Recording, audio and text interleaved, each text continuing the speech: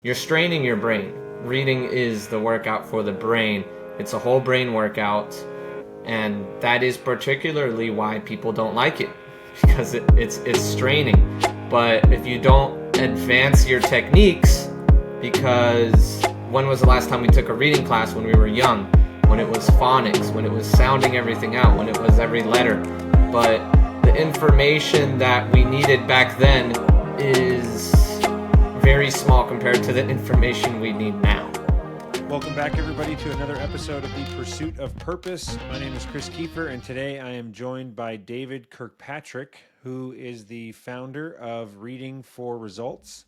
And I came across David on Instagram. A good friend of mine, Josh Abramson, some of you may know him, is in a mastermind group or works with David. You can shed some light on that. But that's how I came across you, David. But tell me a little bit more. Well, first of all, thanks for coming on. Second, tell me a little bit more about you and Reading for Results and what you do. Yeah, so what I currently do, and one, thank you for inviting me. Glad to be here. Josh is amazing, by the way. I love that guy. What I do is help CEOs, companies, and entrepreneurs, really anyone that wants to challenge their current reading and memory approaches to getting information, because we live in the information age. We improve our Wi-Fi's download speed, but when was the last time we improved our brain's download speed? So that's how I put it. Love that. So I am, and you guys are both part of the Valuetainment. Is that right? Or you went Yeah, to so the that's conference or Patrick Bet something? David. So Patrick Bet David has the #1 entrepreneur YouTube channel. He has an event coming up called The Vault in Miami, so specifically Hollywood, Florida. But that's August 30th to September 2nd. Think about it. You'll see me there. That's awesome. I've heard of Patrick Bet David, but I have not. I haven't dove into that world yet. But you and Josh were two people that that turned me on to this. So I am in that space. I love the personal development, business, entrepreneurship. So yeah, I'm excited for the conversation today, mostly because I listen to audiobooks constantly, podcasts constantly, and I do it at like, I would say I can't remember the last time I listened to a book slower than 2x, but I sometimes will do 2.5 or 3x, and I believe it's because the audiobooks are now getting recorded intentionally slow because they know people can sleep. That's, I don't know if that's true, but it seems like when you listen to something at 1x, it's like, oh my gosh, like we are literally enunciating every single word, and it's painful. But the reason I'm bringing that up is because I've heard you, I think this was you that I watched a little reel that you had posted, the difference in benefits of listening versus reading. And I would say the only reason I listen is mostly because I'm so slow when it comes to reading. And the other thing is that I remember when 1.5x sounded like there was no way I could listen to it, and I had to listen to things at 1x. And so my thought is, if my ears and brain can start learn to process information faster, why would I not be able to learn to read faster if I just made the time to do it? So anyways, that's my insecurity around reading, and all my weakness, and why I just turned to audiobooks. So with that, there's not really a question in that, but what do you have to comment on what I just said? Yeah, so that's chapter 1 of my book, which is you're damned if you do audiobooks and you're damned if you don't. Because one, I highly recommend you don't try to read and drive, right? So audiobooks while you're driving, I'm a big fan and supporter there. The problem happens when it's just like intuitively we know that reading 50 books this year is just not the same as listening to 50 books this year, because there are just more learning styles involved with reading from paper. And the neuroscience shows that when you read off of a piece of paper versus reading on a computer screen, you're going to have a deeper understanding of the knowledge and just better comprehension and retention of the information from paper. That's just the analog nature of our brain. So that's #1. It's like on the paper. #2 is like, okay, audiobooks. Which one is faster, books or listening? Is reading it faster, or is listening to it faster. For most of us at our baseline, 2 times speed, 300 words per minute. So we're talking at 150 words per minute, right? Listening at 2 times speed, of course, 300 words per minute. But if you look at Forbes and their article, they have an article titled, "Do You Read Fast Enough to Be Successful?" College professors and executives range from 575 to 675 words per minute, which I wouldn't really consider speed reading. I just consider that reading efficiently. And that's like listening to an audiobook at 4 times speed, around that speed, if that makes sense, right? And no one likes listening to an audiobook at 4 times speed. Correct me if I'm wrong. I haven't gotten there yet, so I'll agree with you. Yeah, so the thing is, we can read and think faster than someone else could speak for us. Right. And so your mindset or way of thinking of it is, if you get good at reading, you'll consume way more content, you'll remember it, and far better than you would if you just are listening to audiobooks. Yeah, and here's the problem, is that it requires focus. You have to think and look at one thing, versus the beauty of audiobooks is that you get to multitask. The problem with audiobooks is that you get to multitask. So world-class expert Stephen Kotler, who is just an expert in high performance and flow, he wrote the book Doing the Impossible. And one thing he brought up is that if you're a high performer and you want more information in less time, you need to master the art of reading. He has, I think it's chapter 11 in his book, which is called The ROI of Reading. The ROI of reading. And that's like a big thing there that I was shocked with. It was counterintuitive to me because I was always doing audiobooks. Because for me, it's like, okay, I get to knock out this document here. Or while I'm listening to this, I get to go for a run while I'm listening to this. But from what I've seen and like studied, like Mark Cuban, also really, really big reader. And one thing he mentions that the way he has an advantage in any technology sector or industry is the fact that tech people don't read. I know this because I used to make video games. That's awesome. So what is the journey, or like what's the most common objection, or maybe not even objection, but stumbling block for people that are like, because I guess for me, I've heard people say the things that you're saying. So there's a part of me that's like, yeah, I'd like to do that. I'd like to learn and become a faster reader. And then I have a bunch of head trash and resistance in doing that. But I'm curious, with the people that you work with and the number of people that you've worked with, what is the thing that you see consistently show up that stops that progress? So there are many. And the first thing, and I can go through them all. I hear them all the time. So number one is that, well, David, when I read slower, for me, that improves my comprehension and retention of the information. It's like when I go faster, it's slower. Speed reading seems like a scam, David, but speed reading is not moving your eyes over the text faster. That's not reading. Reading is actually improving the comprehension, retention. And here's the thing. So let's look at the history of speed reading. Where did it come from? So in World War I, the Royal Air Force, their guys were just dying fast. Why was that? They weren't spotting the enemy fast enough. So it'd be like a little speck in the distance, but it'd take 2 to 3 seconds of conscious comprehension of that visual stimuli. So they invented this tool called the tachoscope, where they'd flash the images at them, put your eyes in, flash the images, make them smaller and smaller and smaller, and then now these guys were just machines processing the enemy at the unconscious level. Like, have you ever felt someone's presence in the room, but you didn't really have to think about it? That's kind of it. Or have you ever seen, how long does it take you to process your first and last name? When you see it? Yeah. Yeah, it's immediately like, oh yeah, that's, or I'm thinking when you see a photo of you always go and immediately look at yourself.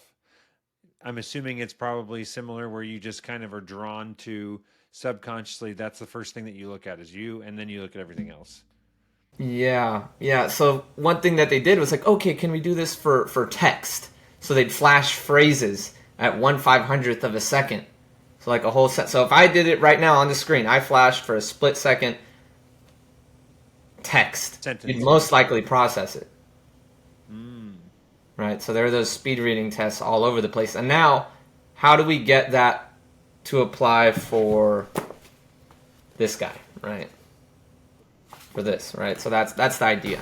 And then the other one is, well, David, don't I have to? I need to sound it out loud in my head. Have you ever seen a stop sign? Did you have to say stop out loud in your head, Yeah. or did Right. you just go from eyes to brain to process? Right. Yeah.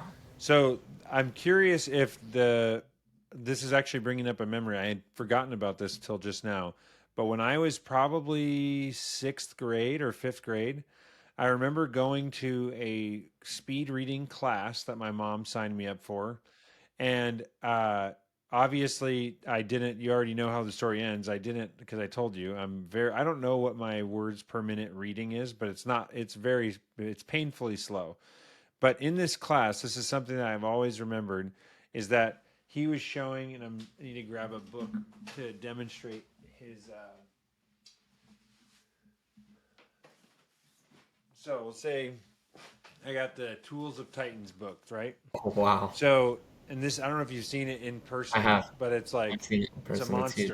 monster. But anyways, he said that when you're reading, you are supposed to, when you're speed reading, one tactic, which is not the only way, is that people will, as they turn the page, they start here and they skim down and then over. So it's like a reverse check mark, which I was like, this is bogus. There's no way that that is actually a way to do it. But he was saying that that's the fastest way because as soon as you turn the page, you can start at the top and come down and then over.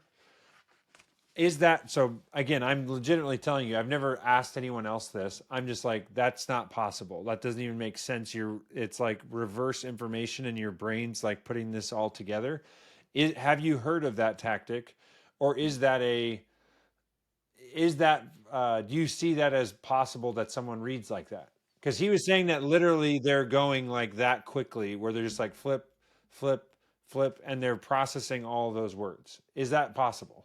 So that one is way more advanced. If that's what he started with, I'm like, that's terrible. I don't start my clients with talking with that. And here's the thing: there are different levels of reading performance and skip. That one I would do if I were to do that. I would use that because the studies have shown that if you at least look ahead and skim out and map out a mental model of what you're about to read, you'll read it faster and retain more if you just read the whole book twice. Hmm. If that makes so that's where I would use that. That's the utility of it, where I'd skim it, see what's coming, actually get excited about it, actually get excited about what I read, because most of us don't suffer from new tips or techniques. We suffer from actually getting motivated to pick up the book in the first place. So that's the biggest thing I focus on is like, we have plenty of information, but where's the motivation? That's the biggest problem in the information age. Got it. So then the next thing, so you're saying that you could see that could be possible, not like a beginner's level thing. The other thing that he said was when you look at a tree, you don't look at a tree one leaf at a time and then decide it's a tree. You just look at all the whole tree and you just are like, that's a tree. And I even know what type of tree it is just by glancing at it, right? Is that a good analogy? And that, so again, I should clarify, and I don't even know if I remember for sure. I just remember that they were overviewing a bunch of reading ways to speed read. I don't think that this, who knows, it was an hour, 2 hours, whatever, it was so long ago. It was just that thing. I remember hearing that and being like, this is impossible. Because I was literally at the time, and I would say even to this day, I still go like word by word. I do also remember that he was saying, try to just read the whole line at once.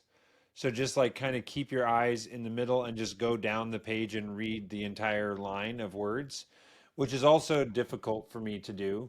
But I guess I'm like because I genuinely would like if I had the tactics and the coaching or like that thing you're talking about with flashing words on the screen.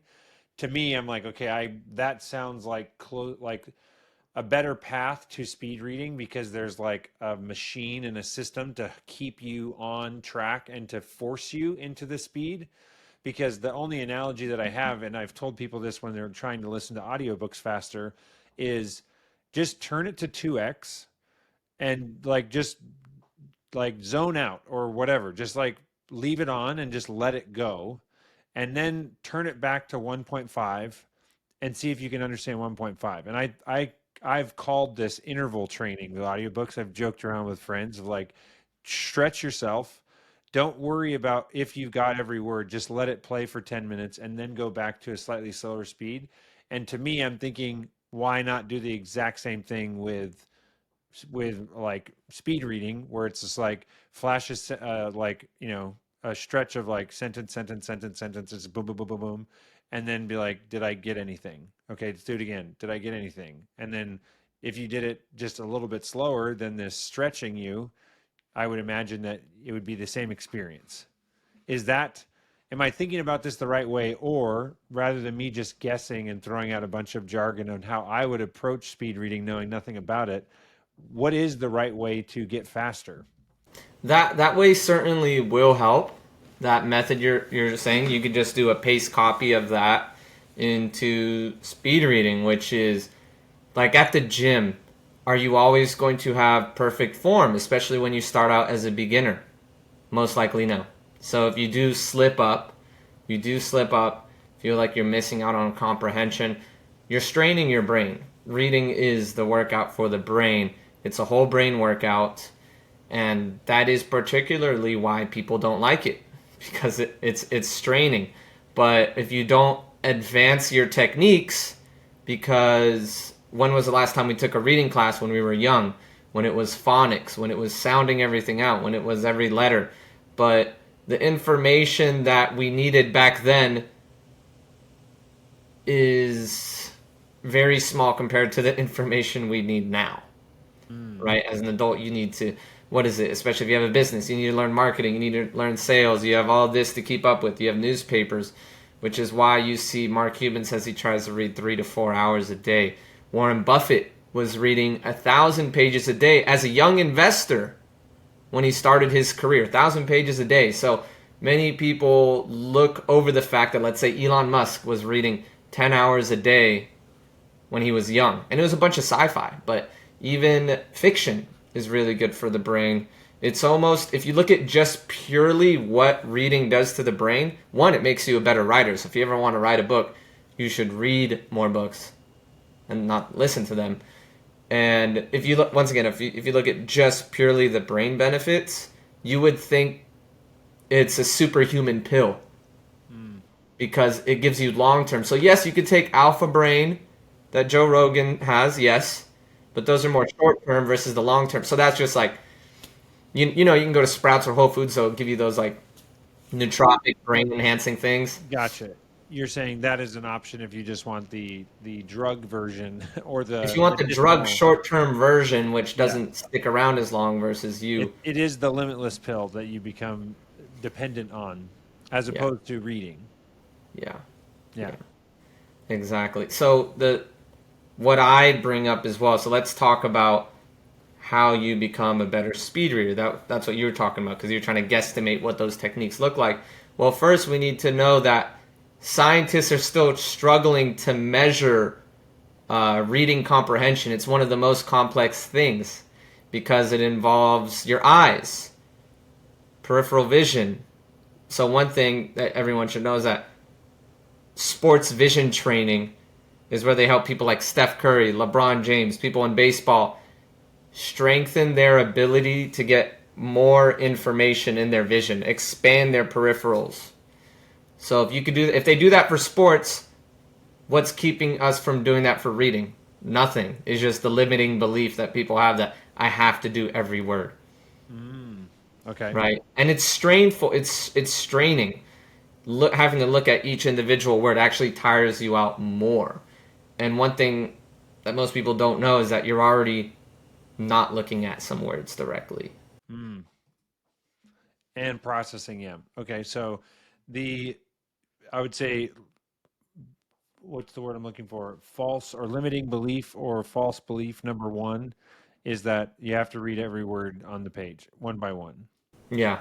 What other good like myths are out there that are good to squash for people that are struggling to read faster? That you need to read slower to improve comprehension and memory. But the issue is that people read so slow that one, like, have you ever read several pages just to realize you comprehended and retained nothing? Yes, all the time. And that's actually one of the reasons why I feel like I don't like reading is that I get bored. Which kind of you what you said earlier about like getting excited about what you're reading. I feel like many books I'll read like the first chapter and it takes me, obviously it depends on the book, but it feels like it takes me a week to read a chapter. And I'm like, this is so like there's not even anything good. But it's like if I would have listened to this in an audiobook, I'd be, a third of the way through the book in an hour. And now I'm like, oh, interesting. Now I'm getting into it and I'm engaged. And so that's intriguing to me. Yeah, yeah. So reading is like driving. You ever sit in traffic? What are you thinking about? You're not thinking about driving because there's just not enough stimulation for your brain to be excited. Now, let's say you're driving fast. Are you daydreaming like you were sitting in traffic?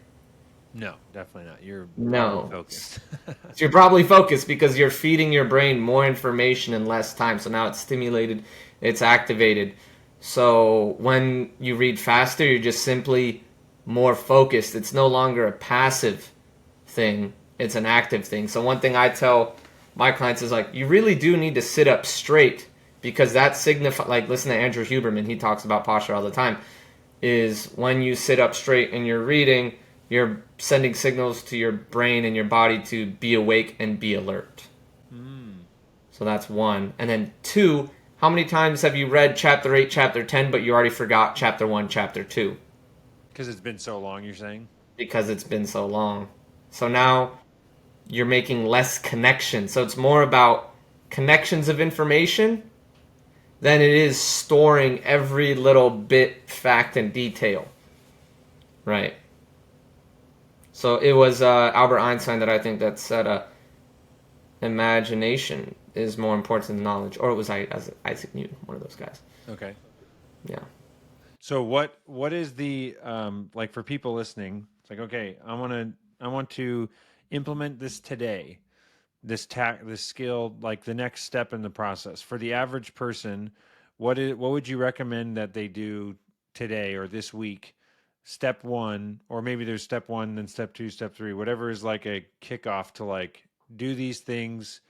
Call me if it doesn't make you better, type thing. Yeah. Yeah. I'll give you what I tell my clients. I'll give you my 3-pillar system. Super simple. And it's helped people go from, because I've helped people who are dyslexic, CEOs, have over 100 employees, they've only read 10 books in their whole life. And then now one of the guys, he's read over 24 in 8 months, over 24 books in 8 months, something that he's never done. Everyone else, like minimum 6 books, 6 weeks. Other guy, 13 books, 6 weeks. He's in English, for a lot of these guys, it's their second language. So the tip is, so number one, so the 3 pillars that I share with you, it's like, number one, it's clarity. How do you need to spend time finding what are those next 6 books that will change your life, where you're actually excited. Like you read 3 to 5 summaries before you even buy the book. Because how many times have you bought a book, you read it, and you're like, okay, this isn't really what I wanted. So spending 20 to 30 minutes reading 3 to 5 summaries or even Amazon reviews to see if this is something you could apply immediately. Okay, so that's clarity, building that reading plan, and then actually thinking about, at my current reading rate, will I actually be able to finish the books on my bookshelf? So for most people, just the top shelf, that would take them 30 years to finish. Right. Versus someone who's reading a book a week, a CEO, a top-level CEO, would finish that in about 9 months or something like that. Maybe a little around a year. Yeah. So that's pillar one, clarity. So let's say you're excited, you're motivated, you're reading, that's good. Now it's pillar 2, performance. How do we optimize your brain and your eyes? And really, it's not your eyes. your brain is doing all the visual processing. So I would recommend first, if you're not reading, the hardest part isn't the tips and techniques of speed reading. They're all over online.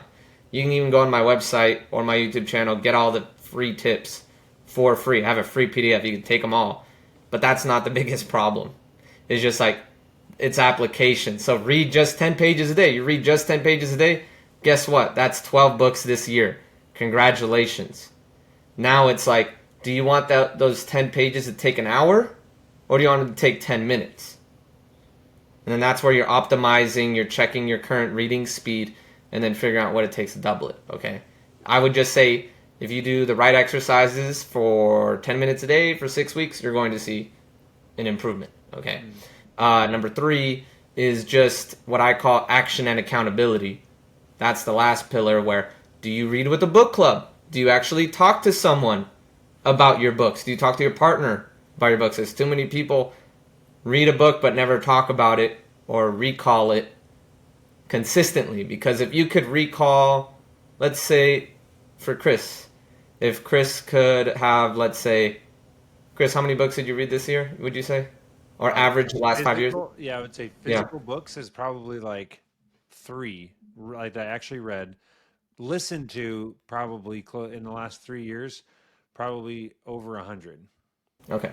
Okay. So the action and accountability part where you have a book club or you have a group of people that you're talking to about these books on a consistent basis, all those 100 books, you could recall 2 or 3 of the biggest takeaways in a podcast at a moment's notice, and now you come off as an industry leader. And that's the impressive part, okay? And then I say action for the last pillar. It's how do you look at this book that costs you $15 and turn it into 500?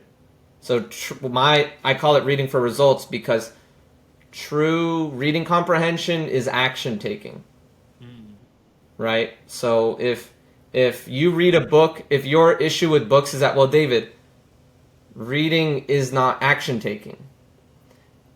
The non-action taking is not the book's problem, it's your problem. So what gaps need to be filled in order for you to apply it? Right? So that's what I say. Those are the 3 pillars that I'd walk away with for people. Yeah, I like that. It's like, yes, you can comprehend it, but what is comprehension at the end of the day? Is it just like being able to regurgitate things that you know you should do, or what are the things that you can actually take and do and apply today and this week, Yeah. and Yeah. have results change in your life? Yeah. Yeah. And regurgitation. So now we're talking about memory. Let's talk about memory. You actually have unlimited memory. A lot of people think that, oh, I can only get so much information. I've been reading 3 books a year for the last 10 years, David. A book a week just sounds impossible. Well, if someone else's brain is capable of doing it, yours is most likely as well, unless there's some crazy savant. In that case, we're not talking about savants, okay? Right. But in terms of memory, unlimited memory, we do have to look at the fact that you have more neural connections in your brain than there are stars in the universe. Memory, it's unlimited memory. If other people can do it, you can too. Um, yeah, so I have not studied memory. My assumption is that, because just I've had experiences where the act of like just this week I gave a speech about the 3 worst moments of my life, and diving into that and prepping that and thinking about and journaling about these different events. All of a sudden you start remembering, like, oh yeah, I forgot about like all those details are there, but your brain is, it's such a miraculous thing that I agree that your ability to, like, the strategies to remember are probably just as important as speed reading it, right? And so that's the other component, that first of all, reading, from what you said earlier, is going to help you remember more of the book because of the way that you're engaging with it. What else is there in terms of actually comprehending what it is that you're reading? In terms of comprehension, or are we talking about memory? Well, Which one would actually, you I guess that's a good question. What would you say the difference between those two are? what, comprehension and memory? Yeah. So comprehension is just understanding. Memory is being able to retain and recall the information. So I'll mention this story that I've read. So there's a book called The Mind Control Method, the Silva Method, if you ever heard of it, Jose Silva. His methods were bought out by Mind Valley, if you've ever heard of Mind Valley. So the story was someone was hit during a hit and run, and they did not see the license plate, or so they thought. But through a series of questions and hypnosis and all these things, they were able to pull the license plate out of this person's mind. So one thing that they noticed is that the brain, it's not retention that's a problem. It's being able to recall and pull that information out. So the acronym I'd share with everyone here, it's MARIE. It's MARIE, and I'll do it backwards, okay? So these are the 5 things you could use to make memories stick. Okay, and I've even used this to remember girls' phone numbers that I meet, or even names to faces of like people that I networked with 4 months ago, and things like that. So it was James, Annabelle, Elizabeth, Ryan, 4 random people I met 4 months ago, just networking. But let's go back to that. Emotion, imagination, of course, repetition. But this is usually everyone's only thing that they have, right? And then we have association, and then motion. So using all those 5. So example, so for you, Chris, and the people that listen to this, you probably find difficulty remembering people's names, right? So if you really want to do something about it, let's talk about a guy I met 8 months ago, networking. His name is Patrick. And I have a friend named Patrick, so I pictured him and my friend Patrick together at that bar, shirtless, doing a DJ set. And I don't want to remember that visual thing, but that made it stick. So that's an example for everybody, okay? So the motion, are you saying that you're imagining something that is moving, or is it you're moving your body in a way like something that's moving? Anything. You're imagining something. The motion helps. Gotcha. Yeah. Okay. Yeah. So motion, association, repetition. What was the I? Imagination. Imagination and emotion. Is that the Yes. Yes. Exactly. And so the emotion in that one would be like, is it more like you just are remembering like laughing or happy or something like that? Just my emotional reaction to that. So, Do that. have you ever heard of like memory champions, memory tournaments? Yep. Yeah, so they use this all the time, and a bunch of other techniques. Gotcha. Okay. So you're now, if we take this back to reading and whatnot, or remembering the 3 biggest takeaways, are you saying that, well, tie in so I comprehended what I'm reading, and now I want to remember the 3 biggest takeaways from this and every book that I read moving forward. Are you using that same acronym and applying it to the takeaways, basically? So here's another acronym. I throw a lot of acronyms just because really these acronyms are compression algorithms. So I give you a lot of information condensed. So another one that I use to help you boost comprehension, if you want to comprehend your books in a much better manner, it's PQRST. So that's preview, question, read, summarize, test. Okay, so it's previewing 3 to 5 summaries before you read the book. Have to read the table of contents, first and last of every chapter. Can you read 20% of the book to get 80% of the information? So I do that all the time. So that primes you to actually get excited about this book in the first place. Okay, really important. 2 is questions, activating your reticular activating system to find what you're actually looking to read. So SAT students already know this. What do? They read the questions and then look at the reading segment, right? So then you which is why I didn't do well in my reading SAT. Yeah. So you immediately spot what you're looking for. Same thing with a book, which is why I always say reading for results, because the people I work with don't read for pleasure. Of course, it's still pleasurable. They read for utility and application, because if it took someone 30 years, it takes me 5 hours to write it, it seems like a good deal. Okay. And then summarize and test is just who do you talk to? about the book? And then how often do you ask yourself, well, when was the last time I applied this book? Right? Or summarize, if you're making content, books are great content. Books are great content for online, and people are impressed. Like, wow, this guy actually read a book. I haven't read a book in 5 years. So that helps. That's awesome. That's Josh. I don't know if this was from your coaching, but he's been doing those book reviews on Instagram. Yes. Is Yes. that part of what you encourage people to do? Yes. So in my programs, I make people have to talk to the camera and put a video book summary because verbal recall is actually really, really good. So that's just the parroting method, right? So you can take that away today from this with every book you've ever read. Just talk to the camera, explain it. That's awesome. All right. Well, we've got a few minutes left. What else? What's like top of mind? Top of What mind. else do you want to share? Well, top of mind, I'll do this because this is really important.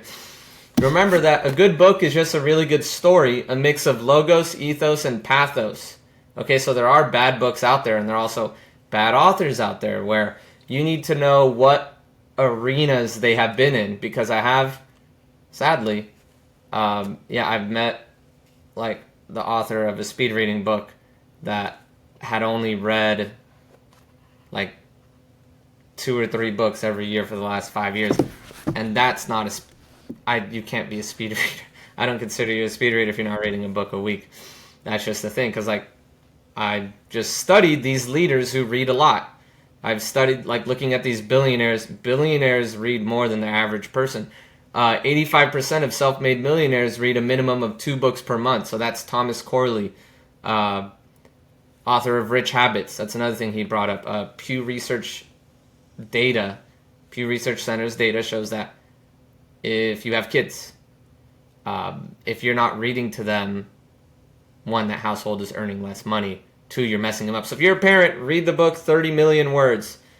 Highly recommend that book, because if you don't read that book and apply it, that the author states that's almost child abuse. But here's what I really want to get to here is I told you the logos and ethos and pathos part.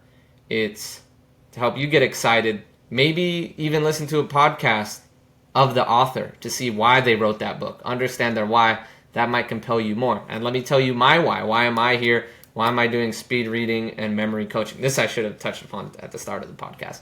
But essentially, like people meet me now, they think, oh, you must have always been a reader and smart. That was not the case at all. I was actually that kid that flunked 5th grade. My brain was just not doing so hot. Part of it is, frankly, trauma at a young age really does stunt growth. That's like a fact. That's a fact.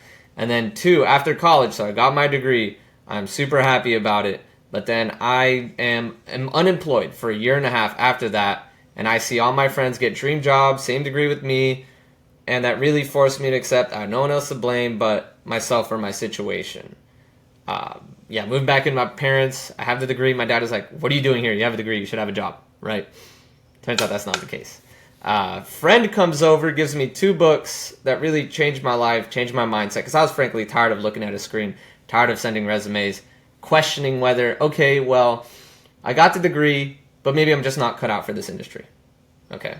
But I ended up really liking these stories because these books finally gave me the courage to ask for help, to talk to my friends that I just stopped talking to because they're successful.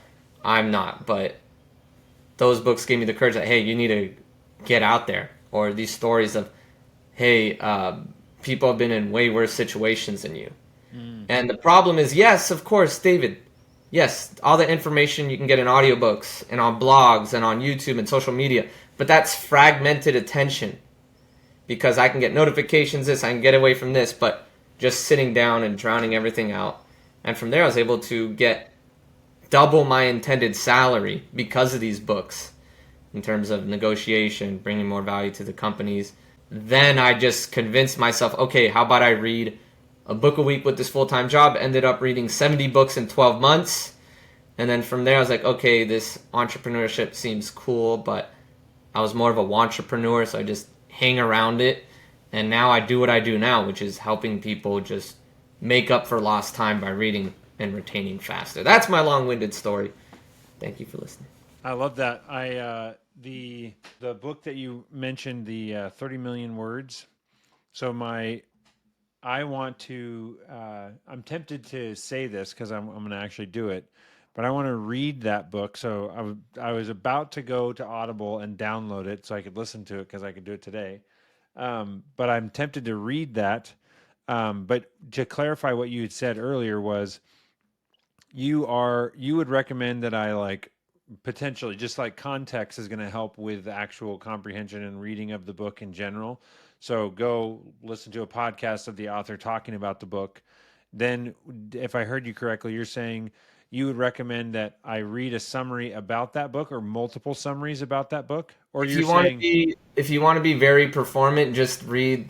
I would say don't do the podcast. Do 3 to 5 summaries that you mhm, quickly read, and of then that look book, at the just top different people's five. summaries of that book? Yeah, 3 to 5 summary, and then look up the top five. Look at a couple of the long-winded reviews on Amazon, because there are those people out there that write like the longest Amazon reviews. Like, how do you have the time to do this, man? But thank you. This is a great summary. But So you're that's what I. saying do that, and then you said read the first and last chapters, or the beginning and end of each chapter. Yeah, if you decide to get the book, if you're not motivated, one, try to find the motivation and stir it up, Okay, right? but that Yeah, so you're saying the summaries and stuff is to find the motivation. I'm motivated because I've got a 6-year-old, 4-year-old, a 2-year-old, another one coming in September. yeah. So I'm very intrigued by this, and I want to set my kids up for success. But what I'm clarifying is that something I don't do because my story is that I'll ruin it if I like just skim and read the first page and last page of each chapter. But you're saying that that's a good tactic in general for every, like, do you do that with In every general, for book? everyone, and because I want to give you quick results as well for your kids because it's so important. The biggest thing, this is very high level. This may not make sense for everybody, but true education, real education, is just vocabulary. Okay, Mm, so if you knew every word that a surgeon knew and you understood everything behind it. You understood how the words connected to each other. You could hold a conversation with the doctor. They would assume you're a doctor.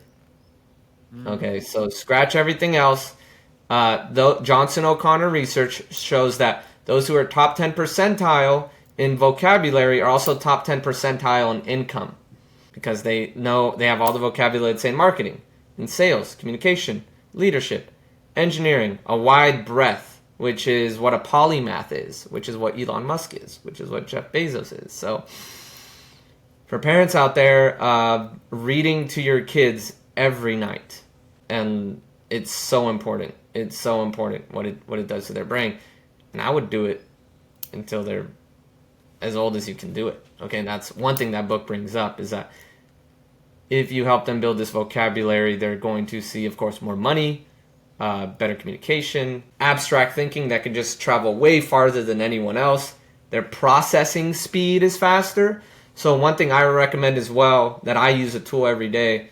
It's a software that helps you build your vocabulary at the unconscious level. Homeschooling parents use it.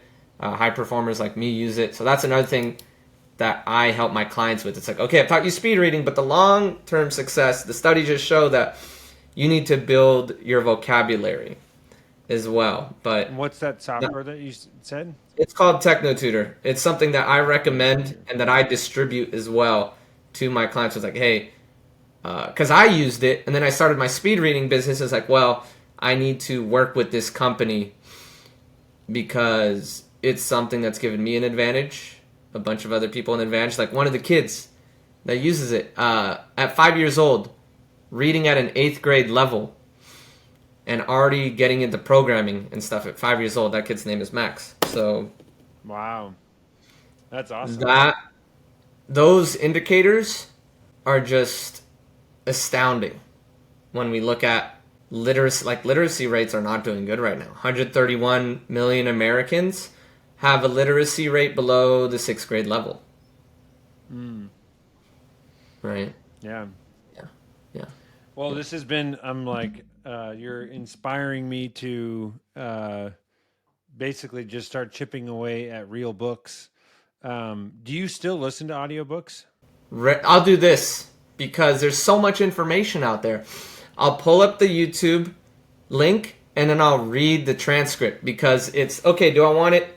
I look at it like this: 10-hour audiobook, 1 time speed, 10 hours.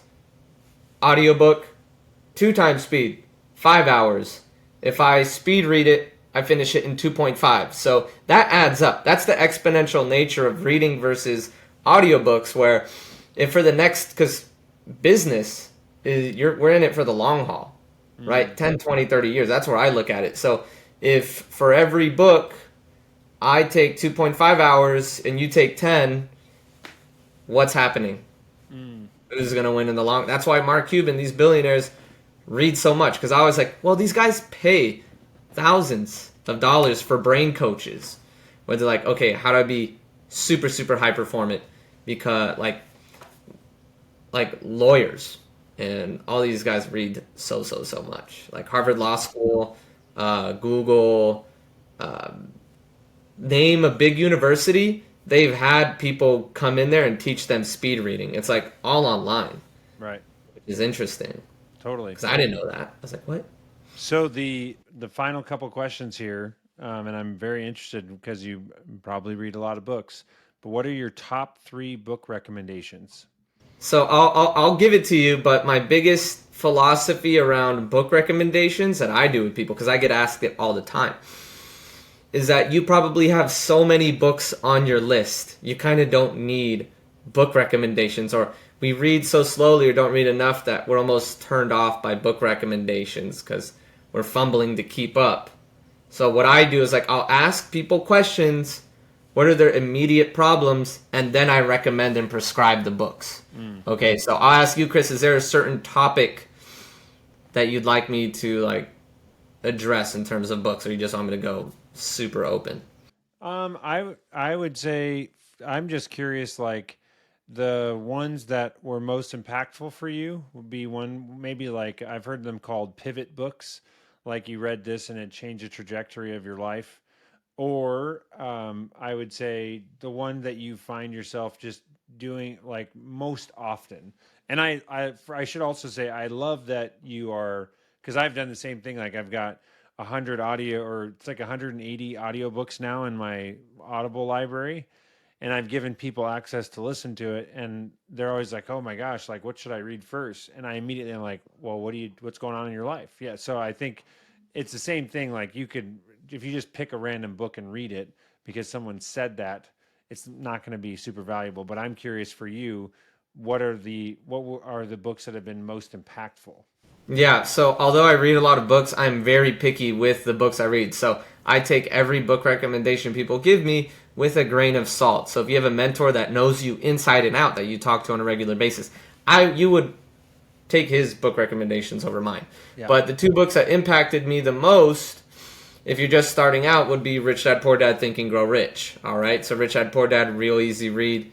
The vocabulary, the vernacular is simple. Then Think and Grow Rich, much more complex. But once you notice is that a lot of these books are saying the same things, but in a different way.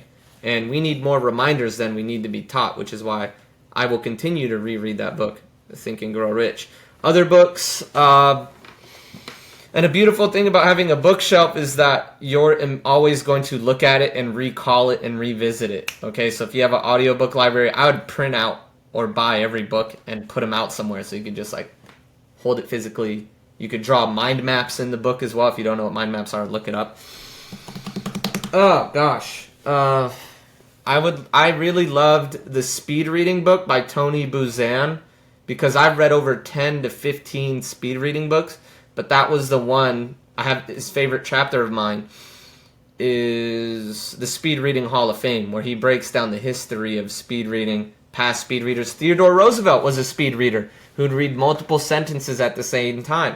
JFK was a speed reader. I didn't know these things. Some of our founding fathers were really, really fast readers. I didn't know these things. And that's what I love about that guy. Third book, well, I kind of already mentioned 3, but Yeah, 4th. we'll do 4. I really like the Mind Control Method by with Jose Silva. That one, if you want to shatter yourself, if you want a good memory book, the memory book Harry Lorraine or Moonwalking with Einstein. if you want to get better at sales, which is really, really important. See, I'm just going to keep going. Is Sell or Be Sold, Grant Cardone, and that's like entry level. If you want to get more advanced, Secrets of Question-Based Selling. But I bring this up because, yes, you can make book summaries, which are very logical, or you could just make videos that sell the book. The most advanced form of language is 1, humor, 2, sales, because you're transferring belief, not just parroting information. Yeah. Yeah. Love that. All right. Favorite movie? Favorite movie? One I always say, The Matrix. Matrix. I just watched that with my wife maybe Gotta 2 see 'em months all. ago. Yeah, I can't believe how long ago it came out. I thought it was like, it's like, oh man, I'm getting older, but I thought I was just like, man, it is like so relevant. It's a documentary. I know. Yeah, pretty close. Anyways, David, this was super fun. Thank you for being generous with your time and coming on here. Hopefully this was valuable to our listeners as well. If someone wants to get in touch with you, what is your preferred method of contact? Yeah, so I'm David Reads Fast on Instagram. I'm davidreadsfast@gmail.com. Reading for Results is the website. Yeah, readingforresults.com is the website. Let's see. Maybe we could put my phone number up too. I'm very direct. I'm a very direct guy. I really don't mind. Yeah, go ahead. Yeah, phone number 408-420-5236. Awesome. And I run if you're in Austin, I run the Entrepreneur Book Club. We meet here in Austin weekly at different locations. Oh, sweet. I visited Austin. We live in North Idaho, but I visited Austin for a conference. I went to, this is super random, but I went to an escape room down by the convention center. Have you been there, or do you like escape rooms? I haven't done an escape room, but it sounds like fun. I know where you're talking about, though, convention center. So I'm not kidding you. It was it's not like I've done a ton. I've probably done 4 in my life. But it's interesting because they're all different. And there's one in Coeur d'Alene where we live where the guy like custom made everything himself. And he's just like a former engineer that just loves this stuff. And it was a cool one. But the one in Austin, my friend and I did it. It was unbelievable. Like, I thought that we had like 2 rooms because you break into like one room, and I was like, okay, we're pretty close.